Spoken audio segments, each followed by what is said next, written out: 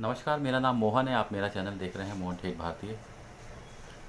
जो भी इस चैनल पे नए हैं, प्लीज़ इस चैनल को जाके सब्सक्राइब कीजिए, बेल आइकन दबाइए, ताकि हमारे जितने भी वीडियोस करंट अफेयर्स को लेके अपलोड होते रहते हैं वो आप लोगों तक सबसे पहले पहुंच सकें। दोस्तों, बात करेंगे राजस्थान के उस चमकते राजनीतिक सितारे की, जिसने अपने छोटे से राजनीतिक करियर में वो मुकाम हासिल किया जो आज के दौर में, या ये कहें कि जो आज के दौर का जो नेता है जिसकी कल्पना भी नहीं कर सकता। बात कर रहे हैं राजेश्वर प्रसाद सिंह बिधूरी की, या बात कहीं या कहें राजेश पायलट की। राजनीति की अगर बात करें राजस्थान जैसे राज्य में, तो राजेश पायलट का नाम लिए बगैर राजस्थान की राजनीति पूरी नहीं होती। ये वो नेता है जिनके पिता का देहांत बहुत छोटी अवस्था में हो जाता। जब वो बहुत छोटे थे उनका देहांत हो जाता है। उसके बाद किस प्रकार वो नेताओं के जो लुटियंस में जाके दूध बेचते हैं और रात में जाके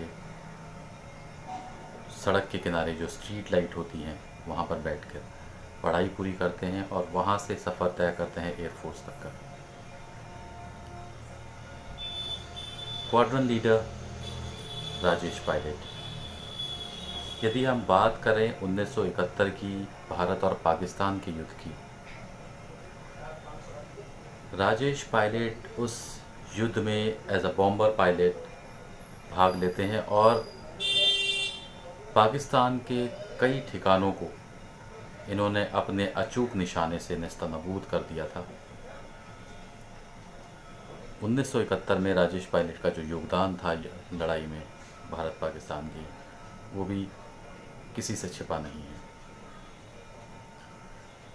धीरे धीरे संजय गांधी से प्रभावित होते हैं, राजनीति में आना चाहते हैं। 1971 के बाद 1979 में संजय गांधी से इतने प्रभावित होते हैं कि ये अपनी एयरफोर्स की नौकरी छोड़ देते हैं और एक मन बनाते हैं कि मुझे चुनाव लड़ना है। और चुनाव लड़ना कहाँ से चाहते हैं? चुनाव लड़ना चाहते हैं बागपत से।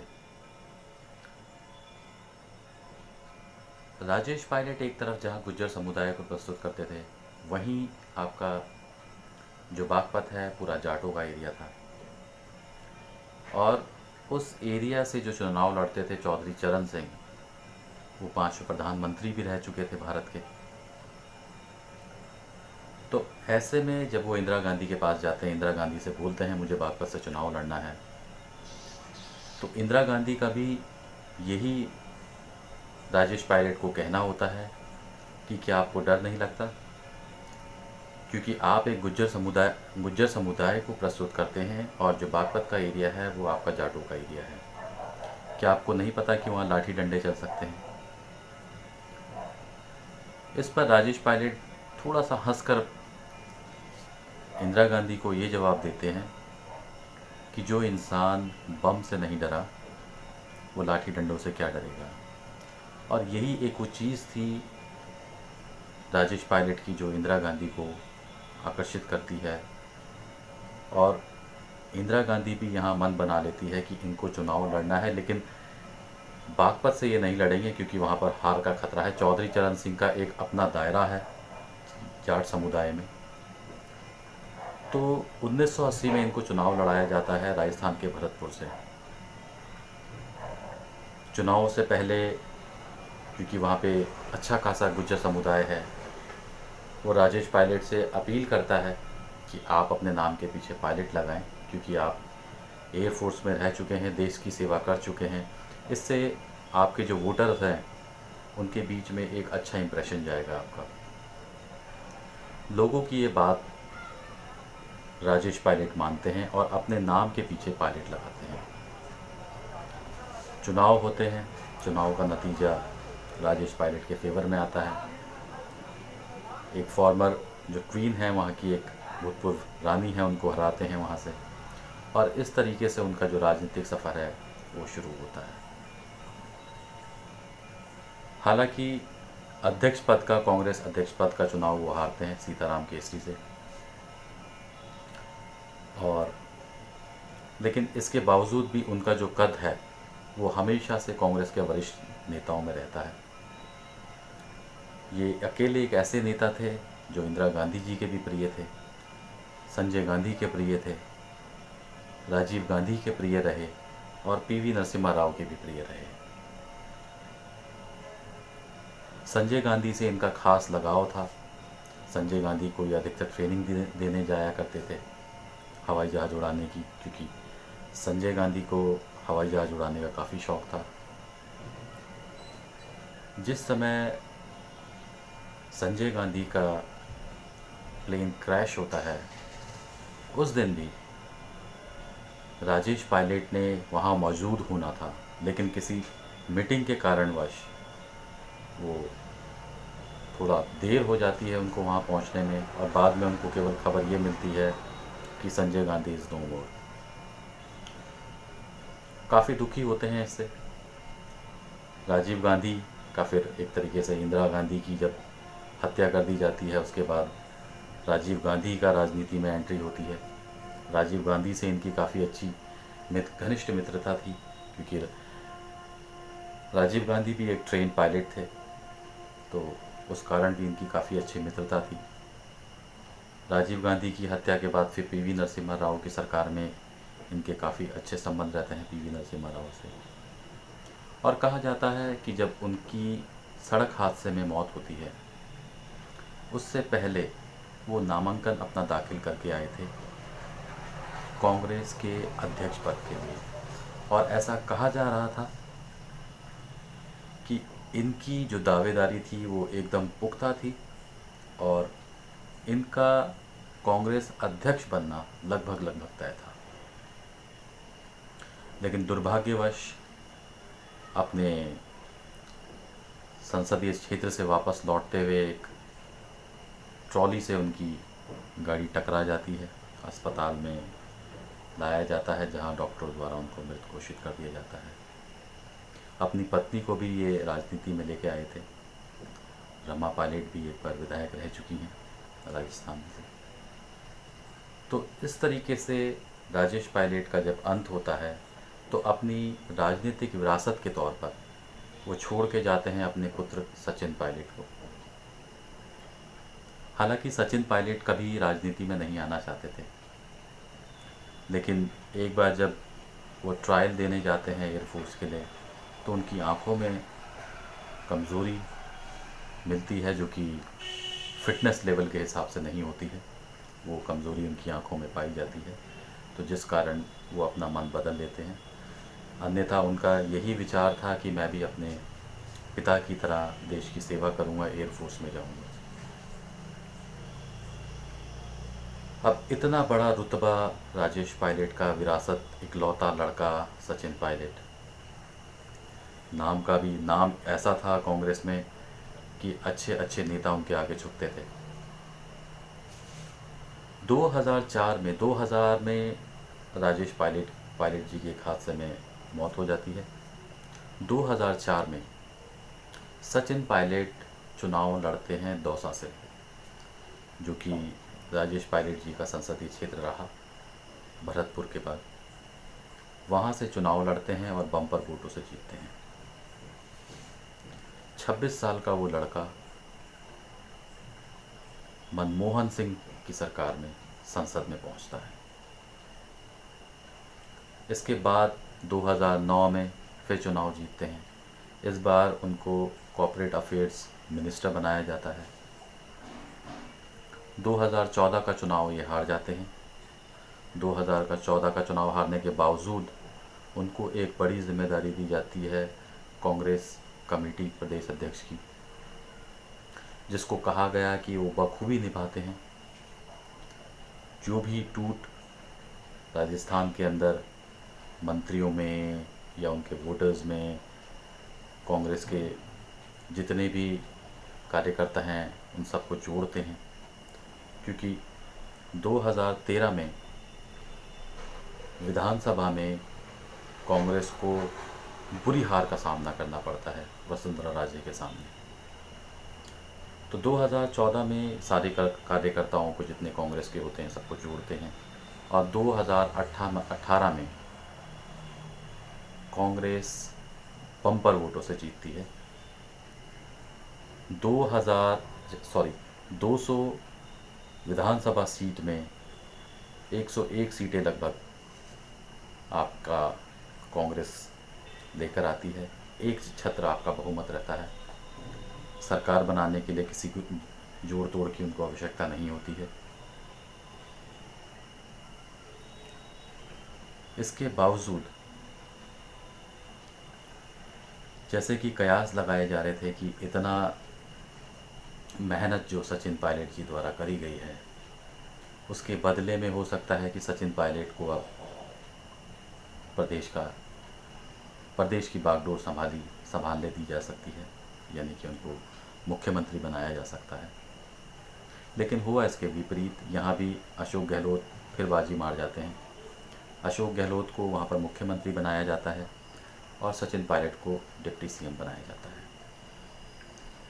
1 साल किसी तरीके से गुजरता है, 2 साल किसी तरीके से गुजरता है सरकार का, 1.5 साल हो गए हैं लगभग। इसके बाद 11 जुलाई 2020 को अशोक गहलोत द्वारा भाजपा पर ये आरोप लगाए जाते हैं कि भाजपा सरकार हमारे विधायकों को तोड़ना चाहती है, मेरी सरकार को गिराना चाहती है।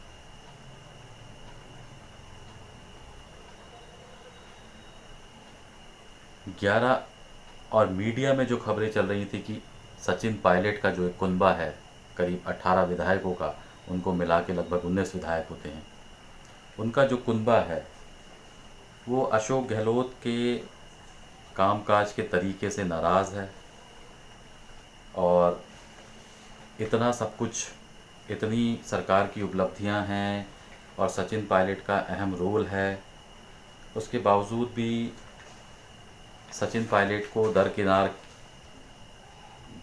किया जा रहा है। उनको किसी तरीके से तवज्जो नहीं दिया जा रहा है, उनको किसी प्रकार का महत्व नहीं दिया जा रहा है। और जिस प्रकार कोविड-19 का ये समय चल रहा है, ऐसे समय में डिप्टी सीएम होने के नाते उनके पर कोई कार्यभार नहीं दिया गया है और सरकार की 2018, 19 की, 20 की जो उपलब्धियां लोगों के सामने रखी गई हैं, उसमें सचिन पायलट का कहीं से कहीं तक कोई नाम और कोई उपलब्धियां उनके नाम नहीं जोड़ी जा रही हैं। तो इन चीज़ों से जो सचिन पायलट का जो कुनबा था वो काफ़ी नाराज़ था। ऐसे में सचिन पायलट और जो उनकी टीम होती है, सचिन पायलट अपने 18 विधायकों को लेके दिल्ली रवाना होते हैं। चाहते हैं कि किसी प्रकार से कांग्रेस के आला कमान से मिला जाए, उनके सामने अपना दुखा रखा जाए कि किस प्रकार अशोक गहलोत द्वारा उनके साथ बर्बरता की जा रही है, उनको किसी तरीके से किसी कार्य में सम्मिलित नहीं किया जा रहा है, किसी उपलब्धियों में उनका नाम नहीं जोड़ा जा रहा है, जबकि वो एक प्रदेश के डिप्टी सीएम हैं।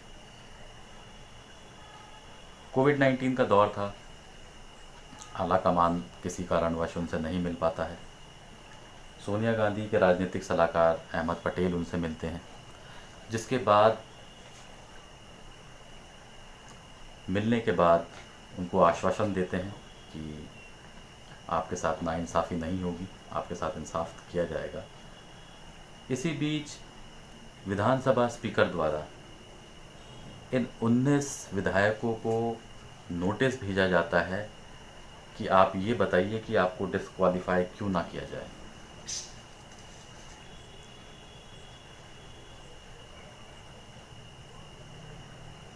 इस बात को लेकर सचिन पायलट थोड़ा सा नाराज़ हो जाते हैं। वो राजस्थान जाने की बजाय हरियाणा की तरफ रुख करते हैं, एक होटल में अपने विधायकों को रोकते हैं और विधानसभा स्पीकर द्वारा दिए गए इस नोटिस को हाई कोर्ट में चैलेंज करते हैं कि हमने ऐसा कोई काम नहीं किया है जिसके कारण हमें डिस्क्वालीफाई किया जाए। अब यहाँ गौर करने वाली बात यह है कि लोग जैसे कि आकलन लगा रहे हैं या अंदाज़ा लगा रहे हैं कि सचिन पायलट जो है किसी भी समय भाजपा के खेमे में जा सकते हैं, जबकि इस चीज़ पे सचिन पायलट अपना जो रुख है एकदम क्लियर कर चुके हैं कि उनका भाजपा में जाने का अभी कोई इरादा नहीं है, और इस तरह से वो कुछ सोच नहीं रहे हैं कि भाजपा में जाएं।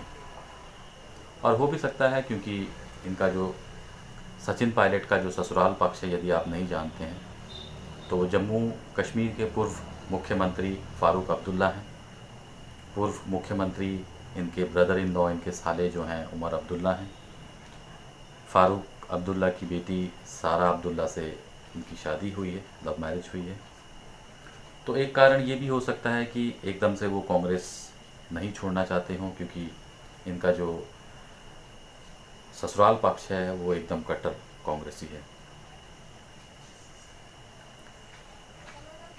अब यहाँ पर जो हाई कोर्ट में सचिन पायलट के जो वकील हैं, जिसमें कि एक मुकुल रोहतगी हैं, एक हरीश साल्वे हैं, जो कि अगर उनका आप बैकग्राउंड देखेंगे तो वो किसी तरीके से भाजपा से जुड़े हुए हैं, उनके सॉलिसिटर जनरल रह चुके हैं भाजपा में। इस बीच राजस्थान में छापे पड़ने शुरू होते हैं। कांग्रेस के जितने विधायक हैं, यहाँ तक कि अशोक गहलोत के बड़े भाई, उनके घर पर छापे पड़ने शुरू होते हैं, जिस पर कांग्रेस तिलमिलाकर ये कहती है कि ये एक तरीके से बदले की राजनीति है। भाजपा सरकार ये चाहती है कि हमारे विधायकों को डरा धमका कर वो अपनी ओर आकर्षित कर सके या अपनी ओर मिला सके, ताकि इनकी सरकार गिर जाए।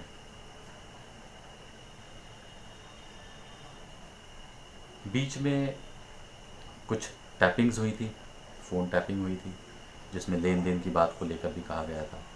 भंवर लाल जिसमें इनका नाम आया था, वो भी सचिन पायलट के कुनबे में ही थे। इस बीच राजस्थान की जो टीम है वो हरियाणा पहुंचती है वॉइस सैंपल लेने के लिए, लेकिन उनको रोका जाता है हरियाणा सरकार के पुलिस द्वारा, और कहा जाता है कि किसी तरीके से जो मेन अक्यूज़ था उसको वहाँ से भगा दिया जाता है और उनकी वॉइस सैम्पलिंग नहीं हो पाती है। तो कहीं ना कहीं अगर देखें तो सचिन पायलट का कहीं ना कहीं झुकाव है। हो सकता है किसी कारण वो ज्वाइन ना कर पा रहे हो सकता है उनका ससुराल पक्ष हो, या कुछ और हो सकता है, या तो सरकार गिराना चाहते हो।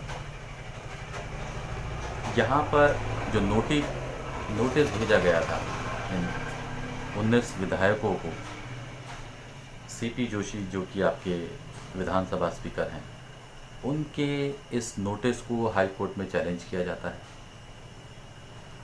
इससे सीपी जोशी भी काफ़ी नाराज़ होते हैं। कहा जा रहा है कि आज यानी कि 24 जुलाई को उन्होंने सुप्रीम कोर्ट का रुख किया है कि मेरी जो पावर है उसको चैलेंज किया जा रहा है, मेरे नोटिस को चैलेंज किया जा रहा है, और मैं जो कार्य कर रहा हूँ वो एंटी डिफेक्शन लॉ के तहत काम कर रहा हूँ। एंटी डिफेक्शन लॉ दोस्तों 1967 में शुरू हुआ था।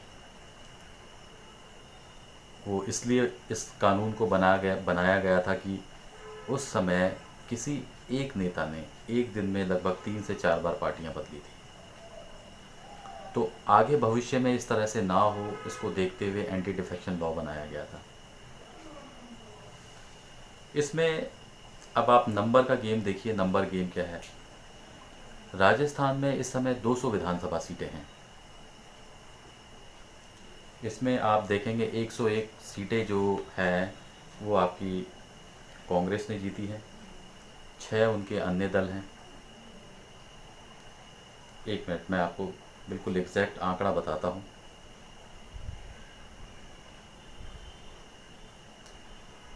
एक 101 सीटें इसमें कांग्रेस ने जीती है, 6 उन्होंने जो है विधायक बसपा से जो तोड़े थे, जो अपनी पार्टी में मिलाए थे। हालांकि सीपी जोशी ने उस समय इस तरह का कोई, जब बसपा को इन्होंने अपने कुनबे में मिलाया था, अपनी पार्टी में मिलाया था, उस समय इस तरह का कोई नोटिस उनको दिया नहीं गया था, जो बसपा के जो विधायक थे। अपनी मर्ज़ी से आए थे।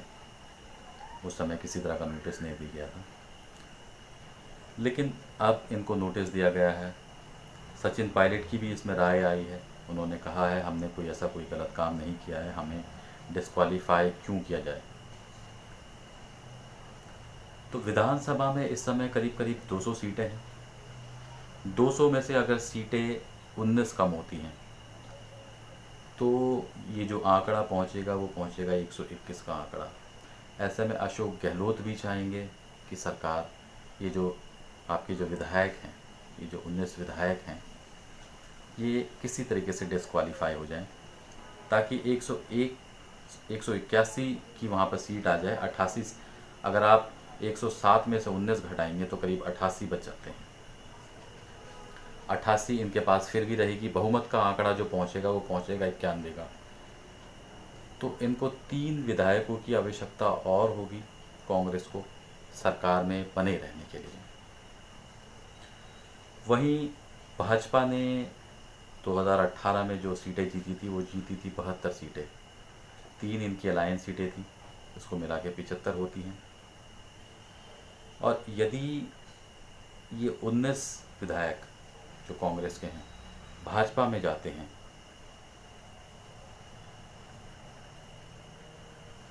तो उनका आंकड़ा तकरीबन पहुंचेगा 94 का।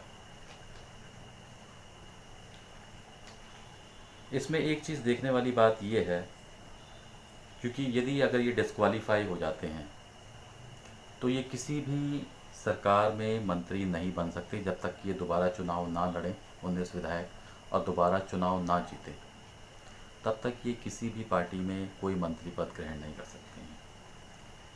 ऐसे में ये हो सकता है कि यदि अशोक गहलोत सरकार को कहा जाए कि वो अपना बहुमत साबित करें, विधानसभा बहुमत अपना साबित करें, और 19 ये जो आपके एमएलए हैं कांग्रेस के, ये कांग्रेस के पक्ष में वोट ना करें, ये किसी और के पक्ष में वोट करें या वोट ना करें, तो ऐसे में अशोक गहलोत की सरकार गिर सकती है। तो वो चाहेंगे कि वो किसी तरीके से डिस्क्वालीफाई हो जाएं। सरकार गिरती है, उसके बाद इन विधायकों को वैसे भी डिस्क्वालीफाई होना है और दोबारा वैसे भी रिलेक्शन होने हैं।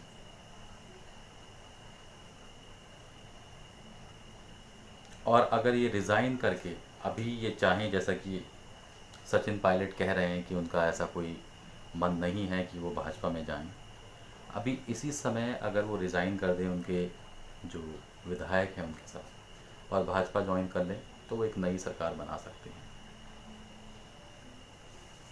और इसके बावजूद भी अगर वो फ्लोर टेस्टिंग के बाद रिज़ाइन करें या वो करें, सरकार इनकी तब भी गिरेगी और तब भी चुनाव होने ही होने हैं।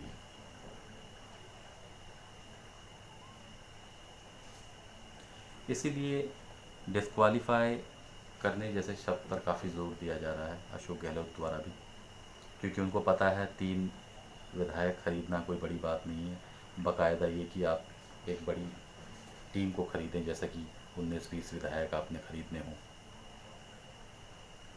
और यदि इस तरीके से होता है, ख़रीद फ़रोख्त का मामला आपको पता ही है, फिर किस तरीके से 20-20, 25-25, 30-30 करोड़ में एक विधायक जाता है, अरबों में मामला जाता है। यही चीज़ आपने एमपी में देखी। और जो कर्नाटक का मामला था, वो वहाँ पर कांग्रेस के जो विधायक थे या अन्य दल के जो विधायक थे, उन्होंने रिज़ाइन करके भाजपा ज्वाइन की थी, तब जाके एक सरकार बनी थी।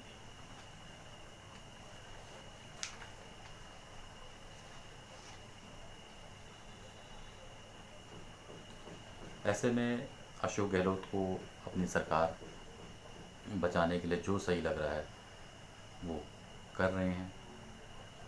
स्पीकर का सहायता वो ले रहे हैं, पुलिस की सहायता वो ले रहे हैं। उधर सीपी जोशी सुप्रीम कोर्ट पहुँचे हैं तो उनके पीछे पीछे सचिन पायलट भी सुप्रीम कोर्ट पहुँचे हैं। उन्होंने भी एक ऐड डाली है कि हमारा पक्ष भी सुना जाए।